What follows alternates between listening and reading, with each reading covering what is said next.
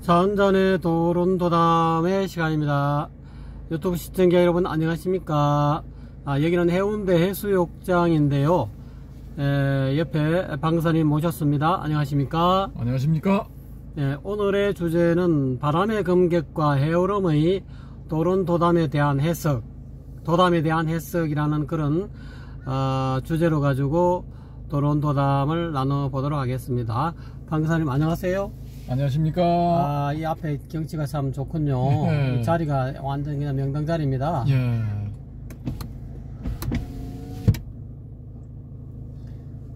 자, 여기가 어디냐면요. 그 해운대 해수욕장의 중간 지점에 위치한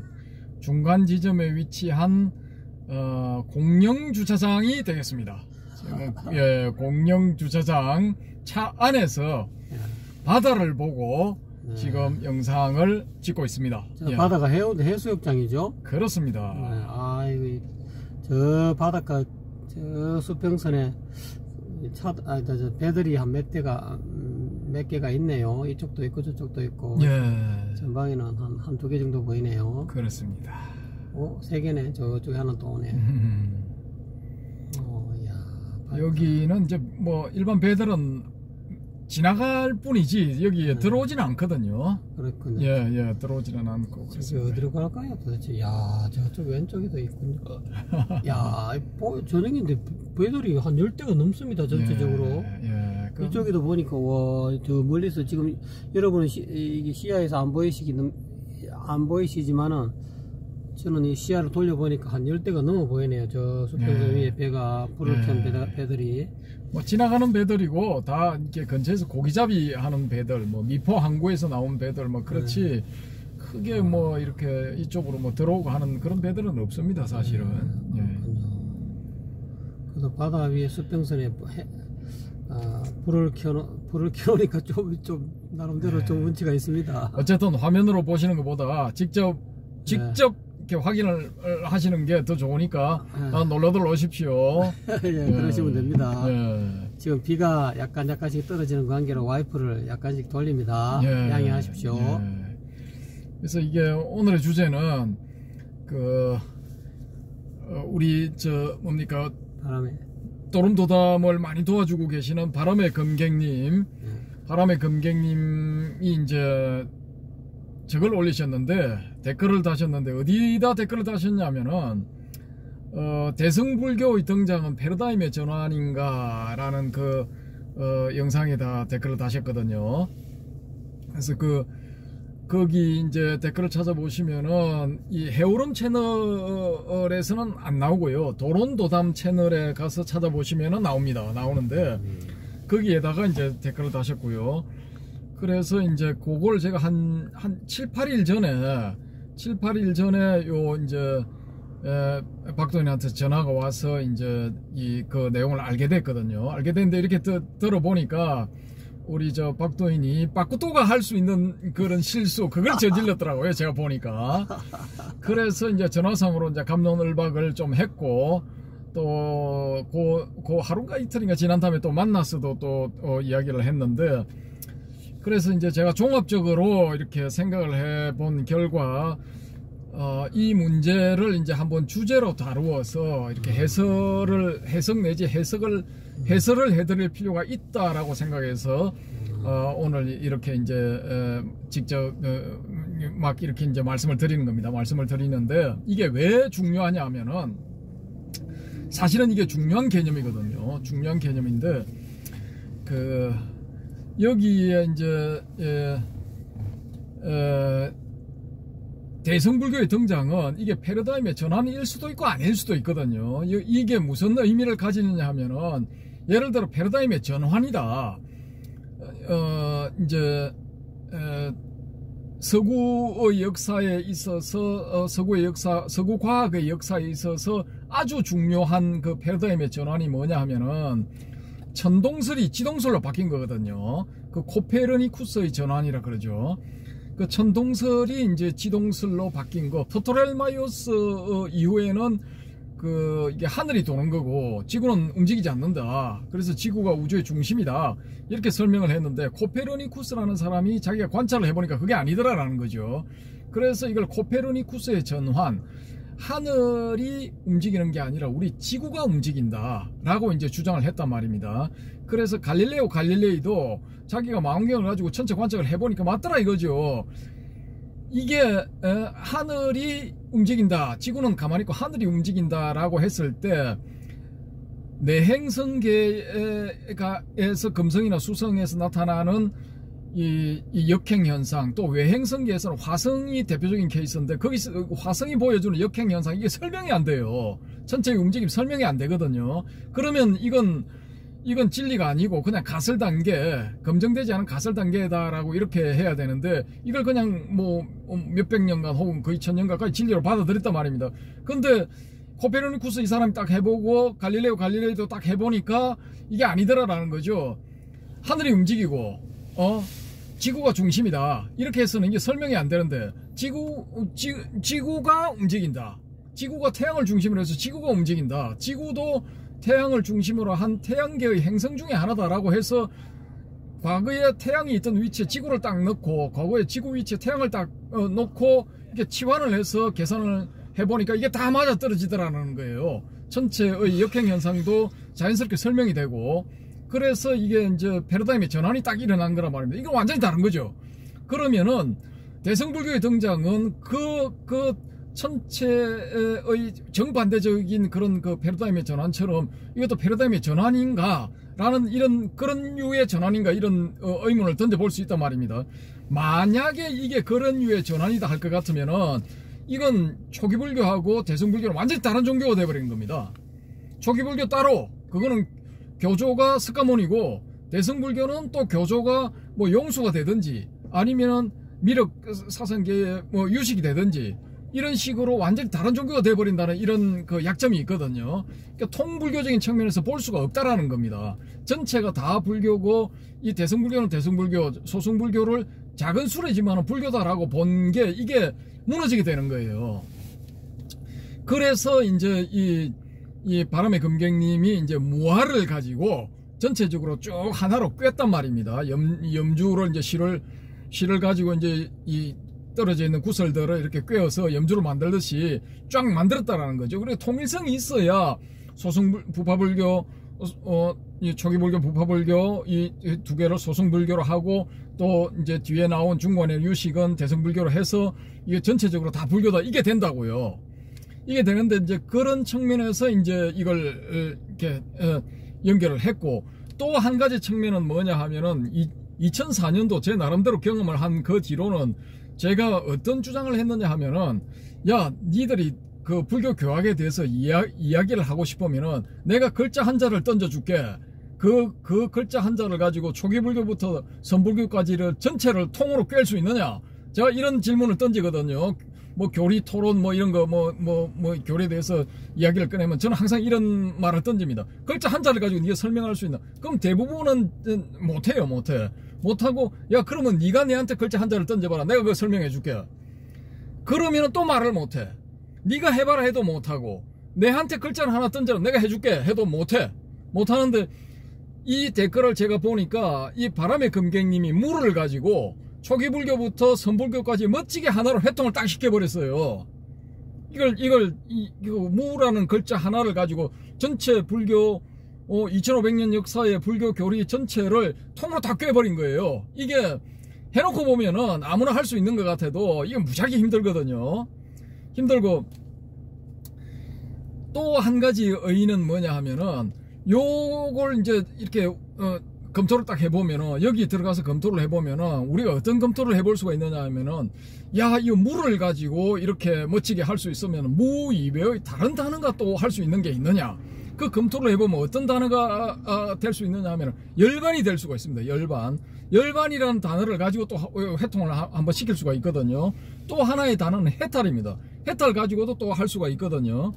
그러니까 이런 식으로 이제 연결되는 것도 되죠. 그래서 다음번에 기회가 되면은 바람의 금객님이 이제 해주시면 좋고요. 그래서 그 하나의 주제를 일으키면은 그걸 주제로 삼아서 또 이렇게 이제 도론도담 한 편을 또 찍을 수가 있겠지요. 그러고 이제 그게 안 되면은 제가 이제 그걸 독립 주제로 잡아서 열반을 가지고 또 한번 회통을 해보고 또 해탈을 가지고 또 한번 회통을 시도를 해보겠습니다. 어쨌든 이제 이런 문제인데, 그래서 이제 저는 그 대성불교는 이제 새로운 패러다임이다라고 보는 게 뭐냐 하면은, 여러 가지 측면에 이렇게 물을 가지고 회통도 되고 열반도 가지고 회통도 되고 해탈도 가지고 회통이 되는데, 대성불교의 가장 큰 특징은 뭐냐? 육바라밀이, 어떤 사람은 육바라밀이라는데 보시지계 인욕 정진 선정지에 이건 초기불교도 찾으면 나와요. 여기에 딱 언어적으로 연결이 안 된다 하더라도 다른 말을 가지고 비슷한 말을 가지고 껴 맞출 수가 있거든요. 그래서 이 6가지는 초기불교에서도 실천수행 방편으로 이제 실천수행의 그런 그 방법들로 제시가 된 것들이고, 그러면은 대성불교가 패러다임적인 전환이라 할 수 있는 가장 큰 특징은 뭐냐 하면은 다보살 사상입니다. 다보살. 이건 뭐 뭡니까, 초기불교는 물론이고 부파불교까지 한 500여 년 동안 일불일보살이 변함이 없었거든요. 변함이 없었고, 이쪽 계통에서 끝까지 밀고 가서 도달할 수 있는 점은 아라한이었다는 겁니다. 아라한. 절대로 부처가 될 수가 없어요. 보살도 될 수가 없어. 오로지 아라한밖에 안 돼. 근데 대성불교는 누구든지 아라한도 될 수 있고 누구든지 보살도 될 수 있다, 이랬단 말입니다. 그래서 이제 요 주제를 한번 다뤄볼 만한 이 문제가 된다라는 거예요. 과연 그러면 대성불교는 진짜 이 진정한 패러다임의 전환이 되느냐 안 되느냐, 혹은 이 바람의 금경님이 말씀하신 것처럼 이게 이제 끝으로만 그런 거고 속으로는 아니다라고 이제 주장을 하시는데, 그걸 제가 읽어드릴게요.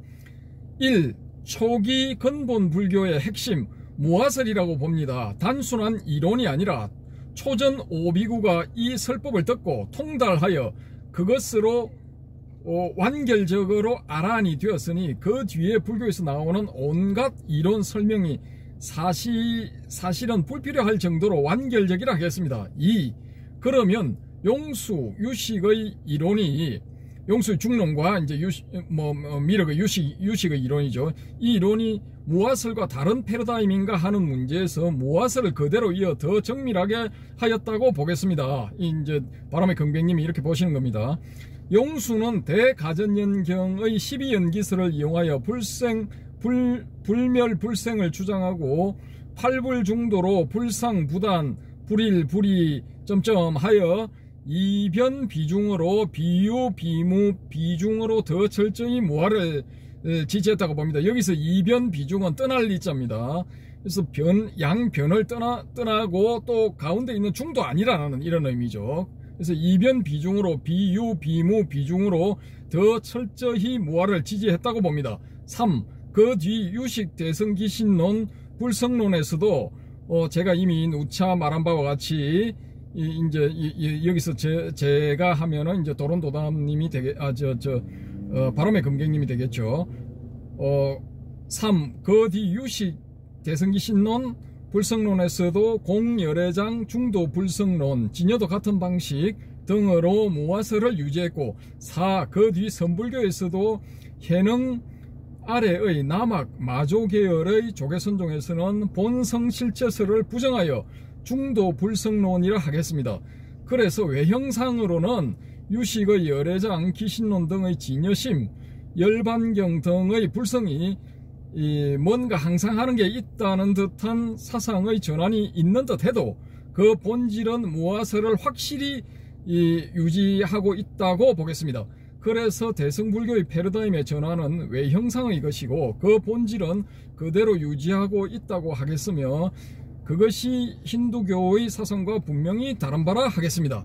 이제 여기서 끝나는데 일단 끝나거든요. 끝나는데 제가 봤을 때는 요거는 그대로 완결성을 가진 이렇게 논문 구조를 서론 본론 결론에서 논문 구조를 딱 정확하게 가지는 거거든요. 그래서 아주 훌륭한 1, 2, 3차로 나눠짐을 기성정결해서 다 완결된 논문 구조를 가진다고 저는 보고 있는데요. 보여지는데요. 저는 그렇게 봅니다. 근데 이걸 이제 저는 이제 모르는 상태에서 이 이제 도론도담 그 코너에서 그 사이트에서 이제 우리 이 해오름님 이 이제 박도인께서 이제 이 반론을 폈어요. 반론을 폈는데 내용이 뭐냐 하면은 무화설을 주장할 수 있는 근거는 12연기를 확연히 깨달았을 때의 일입니다. 공열애장이든 중도 실성론이든 용수의 팔불중도든 깨달음을 언어로 표현할 때는 무화라는 방식으로 표현한다는 것입니다. 왜냐하면 12연기를 완벽히 깨쳤다면 그 깨침을 무화설로밖에 표현할 수 없다는 것이지요. 깨친 자가 언어 즉 말로 전하는 가르침은 모두가 달을 가리키는 손가락 즉 여기서 손가락 무화설일 뿐입니다. 그러므로 무화설이라는 손가락을 달로 착각해서는 안됩니다. 용수가 팔불중도의 공사상으로 모든 희론을 철저하게 잠재운 것도 사실 달을 가리키려고 애서 손가락을 내보인 것뿐이지요. 이렇게 이제 답변을 하셨는데, 여기에 대해서 이제 다시 바람의 금객님이 제 반론을 폈습니다. 제 반론이 뭐였냐 하면은 1. 초전법륜, 무화경, 무상경의 무화설에는 12연기는 안 나옵니다. 즉 12연기의 설명 없이 무화설이 설명된다는 겁니다.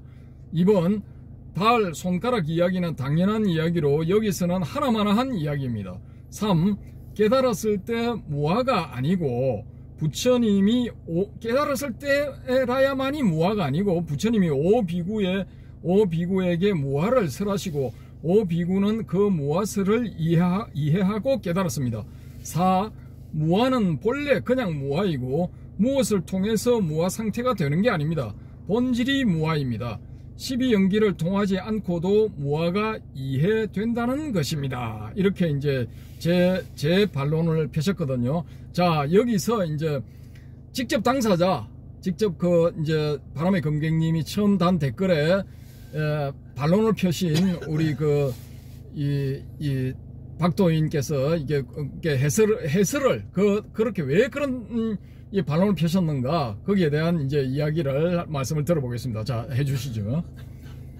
뭐 제가 뭐 알아서 했겠습니까?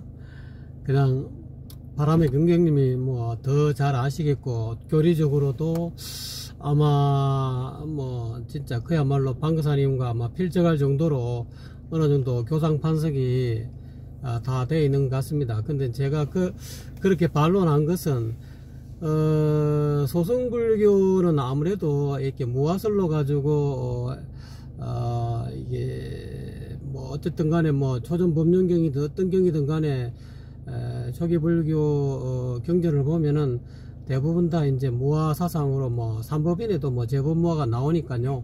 무화설로 갖고 뭐 회통했다 해도 과언이 아닐 정도고, 또 그로 인해서 무화설로 인해서 뭐 성문사과도 뭐 나중에는 뭐 수다원, 사다함, 아나함, 아라함까지 전부 다 가서 뭐 소승의 어떤 근본적인 이제 그거를 통해서 뭐 아라함과를 얻게 된다, 이렇게 해서 소승불교의 패러다임이 무화설로 갖고 했다면은, 제가 보건대는 소승불교가 이제 발전돼 가지고 뭐 부파불교가 발전되고 또 나아가서 대승불교의 용수가 나타나고 또 미륵에 뭐 예를 들어서 뭐 유식사상이 나타나고, 그래서 어떻게 보면은 뭐 우리 바람의 금객님은 그걸 가지고 무화설이 좀 더 철저하게 검증이 된 것이 아니냐 해서, 결국은 무화설은 모든 소승이든 대승을 전부 다 꿰뚫는 그런 어떤 가르침이다 하고 이제 회통을 하셔가지고 그렇게 하셨는데,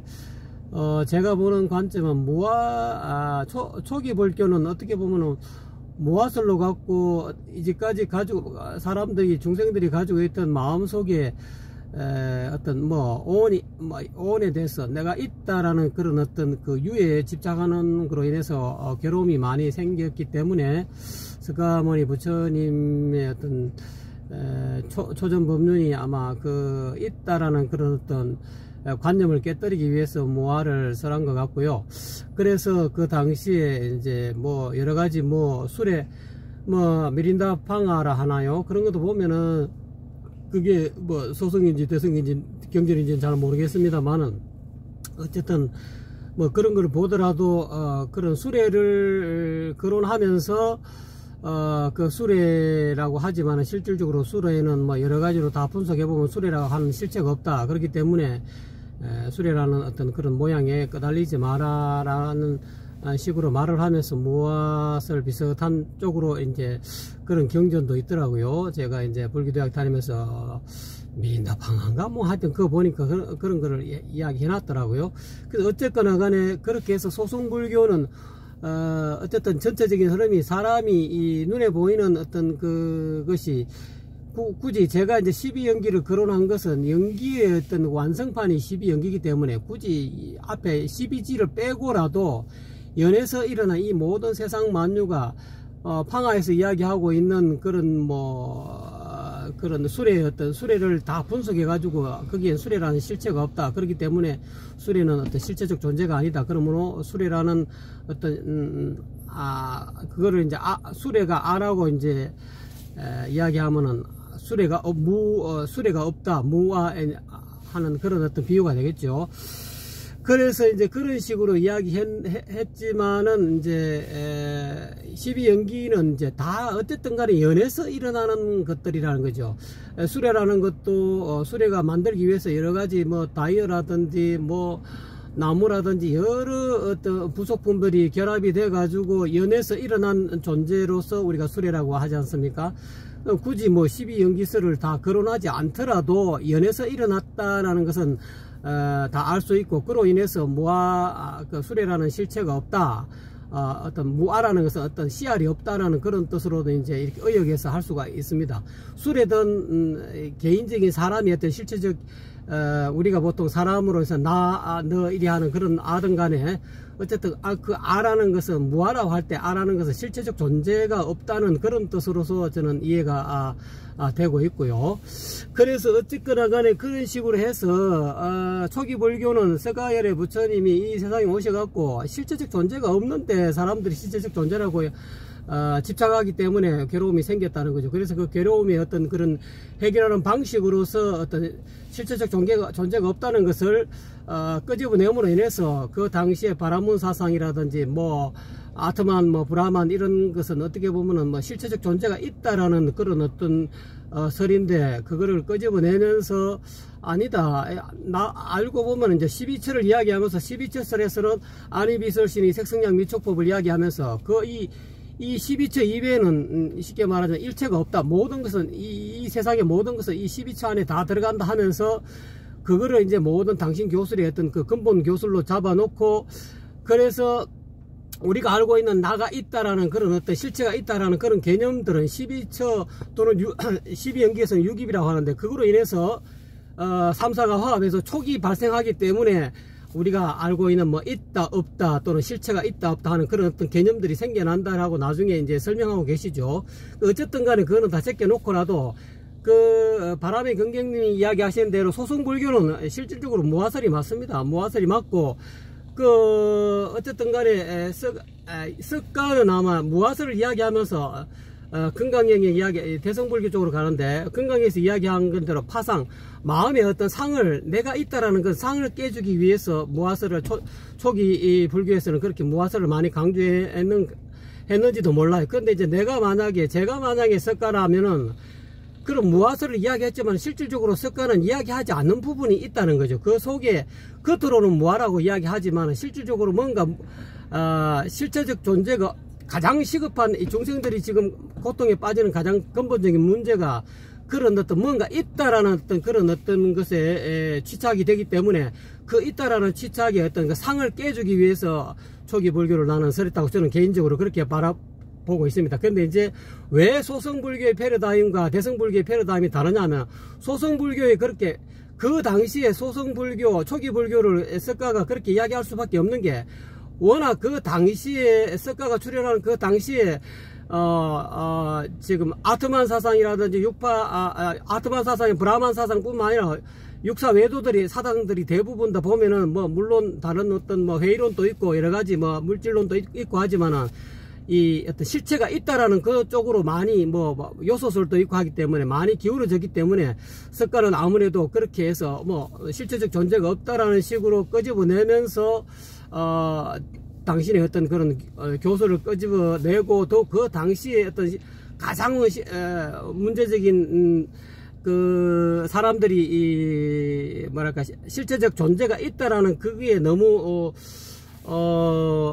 빠져 있다 보니까 그로 인해서 괴로움이 생긴다는 것을 석가는 이미 깨달은 것 같아요. 그래서 당신이 처음에 이제 초전법률 할 때는 이 상을 실체적 존재가 있다라는 그거를 깨주기 위해서 그렇게 초기 설법을 하신 것 같아요. 근데 이제 나중에 이제 석가가 돌아가시고 난 뒤에 석가는 그렇게 말하고 난 뒤에 나는 뭐 한마디도 말한 것이 없다 뭐 그런 말도 했다는데 그거는 다 제껴놓고 일단은 초기 불교의 전체적인 흐름은 무아설이라고 뭐 끝으로 드러난 게 무아기 때문에요. 근데 그 이후에 이제 제가 보건대는 대성불교 내지는 뭐 이렇게 뒤에 중관 또는 뭐 예를 들어서 저 미륵의 어떤 그런 그 식사상 그 유식사상 그 이후에 뭐 선불교 어떻게 보면 저는 개인적으로 진공묘유라는 것도 전부 다 한번 우리 박근사님하고 한번 거론을 했습니다만 제가 실수하는 바람에 그거를 유튜브를 만들어 놓은 거 이렇게 어떻게 유실을 되어 버렸습니다. 어떻게든 이 진공묘유라는 그 단어가 전번에 박근사님이 상세하게 설명했는데 제가 또 기억력이 조금 없는 바람에 진공이라는 것과 묘유라는 것이면은 어떻게 보면은 석가는 동전의 양면을 가지고 왼쪽 면은 진공이고 오른쪽 면은 묘유라고 하면은 석가는 진공이라는 그런 어떤 면만 보였을지도 모릅니다. 초기 불교에서는. 그러니까 저는 보건대는 동전의 양면이지만 이것이 불교가 아닌 것은 아닌데 한쪽 면만 소성 불교는 보였다는 거죠. 근데 이제 대성불교에서는 이 반대편을 묘유라는 측면을 보였다는 말입니다. 근데 중관 사상에서는 용수는 묘유라는 것은 말은 안 했지만 오히려 진공을 더 강조하면서 공을 끄집어내면서 수많은 그 당시 어떤 논사들이라든지 외도 사상가들을 전부 다 논파했기 때문에 그 양반한테는 뭐 대적할 자가 없었다라고 이야기하는데 저는 개인적으로 용수는 어떻게 보면 묘유를 끄집어 안 냈는데 진공이라는 측면을 끄집어냈지만 나중에 미륵이라는 미륵보살이 나타나서 유식에서는 오로지 이 진공보다는 묘유라는 어떤 측면을 더 끄집어냈다고 볼 수 있거든요. 그래서 전체적인 어떤 대성불교 패러다임은 진공 쪽 무아설보다는 묘유 쪽에 불성이 있다라는 쪽으로 가깝다고 저는 패러다임이 전환이 됐다라고 저는 그렇게 봤기 때문에 그 안에 있는 그 내용을 너무 소승불교, 대승불교 전부 다 선불교를 전부 다 회통해가지고 무아설로 전부 다 한쪽으로 회통하시려 하는 그 자체가 나는 조금 이렇게 너무 한쪽으로 치우치는 게 아닌가 그런 생각에서 아니다. 그 진공적인 무아적인 면이 있지만은 동전의 뒷면에 보면은 그 가운데 묘하게 있다라는 거죠. 그게 어떤 순수 의식이든 뭐든 간에 전혀 없지 않고서는 뭐 우리가 지금 이렇게 말하는 것도 뭐 무아설이라고 이야기하지만 무아다 실질적 자아가 없다라고 이야기하지만 그 이야기하고 있는 현재 이놈은 뭡니까 그럼 그 이야기하고 있는 이놈은 뭔가로 말로 표현할 수 없지만 이 부분에 대해서 대성불교에서는 묘유라고 뭔가 이렇게 불성이 존재한다. 그래서 초기 불교는 어떻게 보면은 무아설에 가깝지만은 대성불교 내지는 선불교는 묘유설에 오히려 유아설에 가깝다는 거죠. 그때 아라는 것은 실제적 존재로서의 아가 아니고 불성이라는 거죠. 이 불성은 진공적인 측면이 있는 반면에 묘유적인 측면을 다 가지고 있다는 거죠. 그래서 나중에 대성불교에서는 진공 묘유를 전부 다 이 두 개가 묘하게 결합이 돼 가지고 진공묘유라는 단어가 나왔다고 보거든요. 그래서 저는 개인적으로 그래서 너무 무아 쪽으로 연기를 깨닫게 되면은 무아를 깨닫지만은 그 연기의 어떤 깊은 그 내면을 쳐다보면은 무아라고 말로 갖고 언어적으로는 무아라 하지만 어느 안쪽의 내면에는 묘유가 반드시 존재하고 있다는 거죠. 그래서 저는 이제 그런 측면을 이야기하고 싶어서 용수도 진공을 강조해서 공사상을 이야기했지만 실질적으로는 동전 반대편에 있는 묘유 불성을 이야기하고 싶었을 것이다. 그런 의미에서 그 안에 있는 손가락을 무아설을 너무 이렇게 달을 가리키는 손가락 용수는 어떻게 보면 달을 가리키기 묘유를 이야기하고 싶었는지 불성을 이야기하고 싶었는지 모르겠다는 그런 저는 느낌이 있어 가지고 그렇게 댓글을 단 것입니다. 물론 제가 또 우리 바람의 긍객님이 어떤 생각을 조금 다 모르는 건 아니겠지만은 그래도 저도 댓글을 많이 바람의 긍객님이 달아주시기 때문에 좀 어설프게 나마 이렇게 댓글을 달았는데, 그것이 또 이제 방거사님이 보시기에는 조금 내가 이게 핀트가 안 맞았다라고 이야기합니다. 그래서 개인적으로 둘이서 나름대로 이렇게 논담을 했는데, 아무래도 제가 잘못 보았을 수도 있겠습니다. 뭐 어떻게 보면 어떤 전체적인 바람의 긍정님이 이야기하고 싶은 그런 어떤 맥락하고, 제가 갑자기 불쑥 나와가지고 이렇게 끄집어낸 어떤 그런 댓글하고 조금 이렇게 핀트가 안 맞는 거에 대해서는 제가 조금 교리적으로 뭐 나름대로 뭐 이렇게 뭐 마음은 편안합니다만은 또 방거사님처럼 이게 전체적인 어떤 불교 교리 어떤 흐름이라든지 그거를 정확하게는 제가 잘 모르고, 나름대로 이제 이것 조금 건드리고 저것 조금 건드리다 보니까 전체적인 뭐 대성불교, 선불교 내지는 초기불교 이게 전부 다 맛을 조금씩 보니까 이게 어느 정도 이렇게 감이 오더라고요. 그래서 그렇게 대충 이렇게 말씀드렸는데, 그것이 또 어떻게 또 비춰졌는지 모르겠습니다. 그만하겠습니다. 예, 아주 정확하게 말씀을 하셨는데, 제가 봤을 때는 이제 어떤 문제가 있느냐 하면은, 일단은 논점 일탈의 오류를 범한 겁니다. 우리 박도인께서는. 근데 이게 왜 그런 게 되느냐면은, 정확하게는 논점 일탈은 자기가 어떤 논지를 전개하다가 그 논지에서 벗어나서 엉뚱한 소리를 하는 게, 그게 이제 논점 일탈의 오류거든요. 근데 여기서 이제 바람의 금객님이 댓글을 단 건 뭐냐 하면은, 제가 이제 빠지는 오류를 막기 위해서 그런 댓글을 다신 것 같아요. 그래서 대성불교가 새로운 패러다임이다 해버리면 이건 딴 종교가 돼버리거든요. 사실상 딴 종교가 돼버립니다. 딴 종교가 돼버리기 때문에 그걸 막기 위해서 이제 이렇게 무아슬로서 이제 회통하는 방법도 있지 않겠느냐, 뭐 이런 의미에서 말씀을 하신 것 같고요.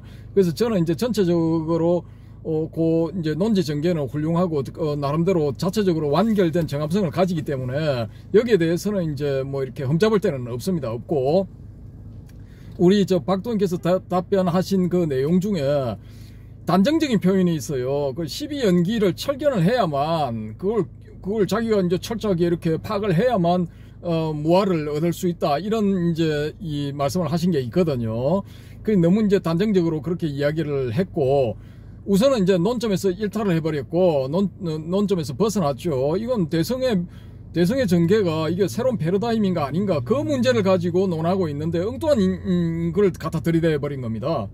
그래서 일단 그거는 이제 논점 일탈 오류 확실한 거고, 그 다음에 두 번째는 이제 너무 이 12연기를 철견을 해야 뭐 무엇을 체득할 수 있다, 이런 식의 단정적인 표현. 또 마지막에 가서 이제 이거 이렇게 무엇을 말로 표현하는 것은 저거다 이거죠. 이제 달을 가리키는 손가락이다. 그래서 그 이면에 숨어 있는 거, 금방 이제 박도인 설명하셨죠. 그런 거를 이제 철저히 알아야 된다라는 건데, 이건 이제 논리학에서 말하는 소위 말하는 성급한 일반화의 오류. 그 답변만 딱 거기 영상에 달려 있는 답변, 바람의 금객님 답변만 보고 어떻게 우리 박동희께서 이 바람의 금객님이 그걸 오인을 하고 본체를 안 보고 달을 안 보고 손가락을 보고 있다고 그렇게 판단을 할 수가 있는 겁니다. 이거 판단을 해서는 안 되는 거거든요. 그러니까 요게 이제 논리학에서 전형적으로 말하는 성급하게 이제 일반화 시킨 거예요. 예, 그렇게 해서는 이런 거다. A는 뭐 A-다 이런 식으로 이제 딱 일반화 시켜버린 거죠. 그래서 이제 정확한 표현은 또 이건 아니지만 그런 비슷한 실수를 이제 두 개를 범해버린 겁니다. 그리고 12연기를 통해서만이 이제 무아를 이제 얻을 수가 있다. 그 무아 얻는 거는 뭐 오온에서도 나오고 뭐 12처에서도 나오고 많이 나오거든요. 여러 가지 방법이 있다고요. 여러 가지 방법이 있기 때문에 꼭 12연기만 해야 된다, 이건 좀 잘못된 것 같고요. 그래서 이제 이 바람의 금객님 제 반박에 보면은 본질적으로 원래 무아다. 본질적으로 무아하기 때문에 이건 뭐 이렇게 다른 뭐 어떤 걸 통해서 얻을 수 있는 게 아니라 원래 무아다라고 이렇게 말씀을 하셨는데, 요건 약간 이제 어폐가 있는 게 뭐냐면은, 여기에 도달하신 분은, 이걸 찾아내신 분은 이게 당연한 거죠, 이게. 근데 도달하지 못한 사람, 이걸 체험하지 못한 사람은 뭐냐? 수행을 해야 됩니다. 12연기 수행을 하든, 뭐 5원 수행을 하든, 12처 수행을 하든, 18개 수행을 하든, 자기가 수행을 해야 이제 본질적으로 뭐하구나라는 여기에 도달을 할 수 있는 거죠. 그게 이제 선수행이 될 수도 있는 거고, 중간의 어떤 사상적인 수행이 될 수 있는 거고, 유식의 수행이 될 수도 있는 거죠. 유식도 이제 유적인 측면에서 전개를 시켰지만은 그게 유식 삼성설을 이야기를 하고 삼무자성설을 또 이야기를 하거든요. 유식 삼성, 뭐 의탁이성, 원성실성, 또 병계 소집성, 이게 이렇게 해서 전개가 되지만은 그 세 가지 성질이 각각 전부 다가 세 가지가 공히 자성이 없다라고 해서 이제 무자성설을 주장을 하지 않습니까? 그런 측면에서는 또 이게 이 무아로서 원활하게 또 회통이 된다고요. 유식 사상도. 그래서 이제 결국 그런 걸 이제 저거를 하고 나면은 다 제하고 나면은 남는 거는 이제 불성인데, 불성은 이제 심각하게 깊이 이제 한번 토론을 해봐야 될 그런 문제거든요. 그래서 대성에서 이제 대성의 입장에서 회통을 시킨다면은 불성을 가지고 전부 회통을 시켜야 돼요. 불성을 회통을 시켜야 되는데, 불성은 초기 불교나 부파 불교에서는 불성이라는 용어를 안 썼거든요. 안 썼기 때문에 이제 요게 이제 이 한 가지 이제 걸리는 문제가 됩니다. 요건 이제 학계에서도, 일본 학계에서도 한 사람이 이제 문제 제기를 해가지고, 소장학자 한 사람이 문제 제기를 해서 한 10여 년 전에 크게 이제 문제시 됐던 적이 있고요. 또 일본에서는 지금 그게 주류랍니다. 불성을 주장하는 것은 불교가 아니다. 그래서 대승불교는 좀 사이비성 내지 불교가 아닌 쪽이다라는 이런 쪽으로 이제 소장학자들을 중심으로 해서 의견이 모아지고 있는 것 같습니다. 모아지고 있는 것 같은데, 요건 이제 저는 또 용납을 할 수가 없죠. 제가 그 사람 논문을 읽어보니까 좀 말이 안 되는 소리가 좀 있더란 말입니다. 그래서 그거는 이제 다음번에 또 한번 그 논문을 찾아내서 제가 그 부분을 말씀을 드릴게요. 쭉 읽어드리면서 그걸 다시 한번 검토를 해보도록 하겠습니다. 어쨌든 간에, 요번에 이제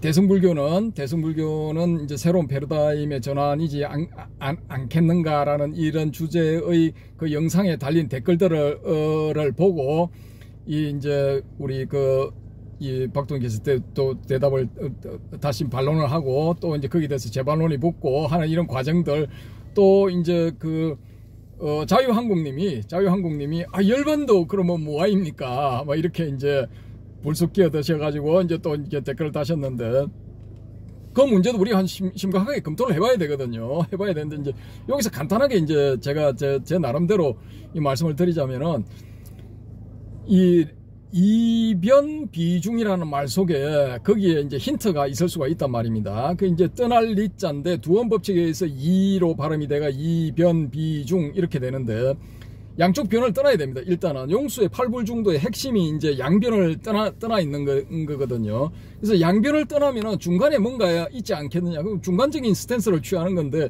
이렇게 하다 보니까 사람이 중간에 뭐가 있지 않느냐. 이걸 또 개념화 시킨 겁니다. 중도, 중론, 이런 중관, 이걸 개념화 시키거든요. 요걸 경계하기 위해서 또 비중을 주장을 한 거죠. 그러니까 이변 비중이라는 말이 그렇게 해서 이제 만들어진 거죠. 그러니까 여기에 열반의 성질도 여기서 힌트를 얻을 수 있지 않을까. 그래서 맨 처음에는 번뇌가 사라진 그 상태, 번뇌가 사라진 상태를 열반이라고 봤거든요. 초기불교 초창기의 열반은 그렇게 봤습니다. 그러면은 번뇌가 사라진 상태일 뿐인데, 그걸 어떻게 열반이라는 개념화를 시켜가지고 또 만들어낸 것이지 않을까. 우리가 이런 식으로 추정을 해보는 게 가능하거든요.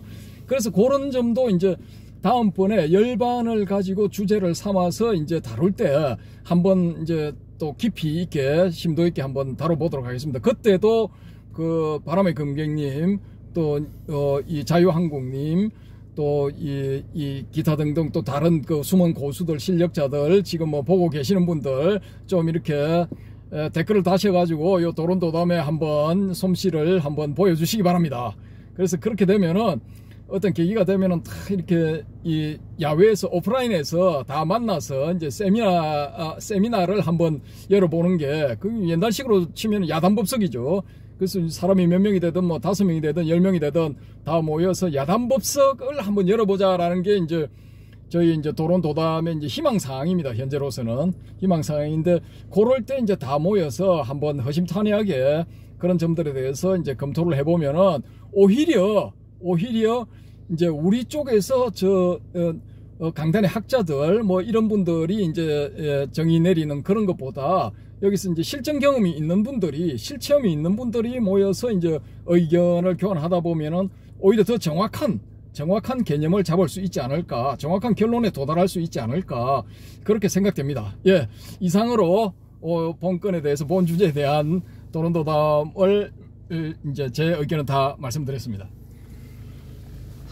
시청자 여러분 안녕하십니까? 어떻습니까? 좀 많이 좀 공감이 되시면은 댓글 많이 또 바람의 검객뿐만 아니라 또 자유왕국님뿐만 아니라 지금 또 한 번 더 댓글을 다시는데 이 방송을 보고 계시는 분들도 많으리라 생각합니다. 감히 뭐 이렇게 댓글을 달기가 어려워서 좀 뭐랄까 좀 쪽팔릴 수도 있고 좀 뭔가 자기 뭐랄까 미천이 다 드러날까 싶어서 겁이 나서 이렇게 댓글을 못 다시는 분들도 계시지만은 저도 보십시오. 뭐 바람의 금객님이 뭐 아주 이렇게 교리적으로 뭐 교산 판석이 다 어느 정도 정리되어 있는데 저도 뜬금없이 이렇게 막 댓글 막 달지 않습니까? 뭐 어쨌든 간에 뭐 나중에 또 어떻게 될 값에 그냥 틀려도 그냥 댓글 한 다십시오. 달아서 서로 뭐 허심탄회하게 뭐 이런 댓글이 있어 뭐 전체적인 흐름을 잘 모르는구만 좀 그런 어떤 소리 들으면 어떻습니까? 저도 방교사님한테 좀 많은 핀잔을 많이 들었습니다만은 뭐 어떻습니까? 뭐 이런 재미로 또 어설픈 재미로도 또 세상을 사는 거 아닙니까? 어떻게 100% 뭐 완벽한 정답이 어디 있습니까? 물론 나름대로 깨친 사람들은 다 정답이 있겠지만 우리는 이제 다 같이 가는 그런 입장이기 때문에 깨쳤다 못 깨쳤다 할 것 없이 그냥 도론도담을 통해서 여러분도 성장하시고 저희들도 또 성장하는 그런 어떤 방송이 되었으면 하는 바람에서 제가 두서없이 또 횡설수설 했습니다. 다 이해하시고 용서하시고요. 여러분 어떠셨습니까? 재미있으셨습니까? 오늘 방교사님 수고하셨습니다. 감사합니다. 여러분 감사합니다.